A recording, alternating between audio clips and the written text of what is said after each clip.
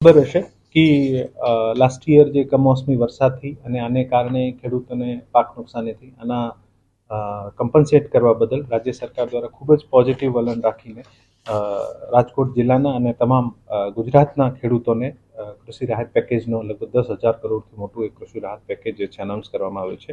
રાજકોટ જિલ્લામાં કૃષિ રાહત પેકેજ અંતર્ગત 99.7% કામગીરી પૂરી થઈ ગઈ છે.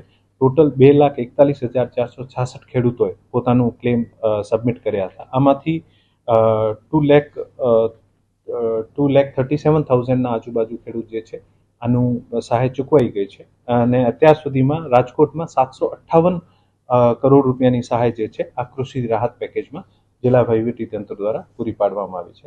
એવી જ રીતે ગ્રાઉન્ડનટમાં 1,75,620 ખેડૂતોએ જે મગફળી પ્રોક્યોરમેન્ટ માટે પોતાનું ઈચ્છા દર્શાવી રજીસ્ટ્રેશન કરાવ્યું હતું. આ પૈકી 1,40,353 ખેડૂતોને અત્યાર સુધીમાં આનું પેમેન્ટ થઈ ગયું છે અને આનું પેમેન્ટ જે છે આ 2,355 કરોડ જેટલું પેમેન્ટ જે છે આ આપવામાં આવ્યું છે.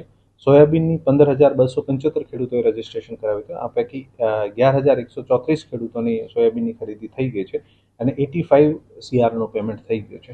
આમ રાજ્ય સરકારની ખેડૂતલક્ષી યોજનાઓને અને ખેડૂતલક્ષી જે આપણે રાહત પેકેજ અથવા MSP ઉપર પ્રોક્યોરમેન્ટ કર્યો છે આમાં લગભગ 4,31,198 ખેડૂતોએ જુદી જુદી રીતે પોતાનું ચાહે કૃષિ રાહત પેકેજ હોય મગફળી અથવા સોયાબીન પ્રોક્યોરમેન્ટમાં રજીસ્ટ્રેશન કરેલું.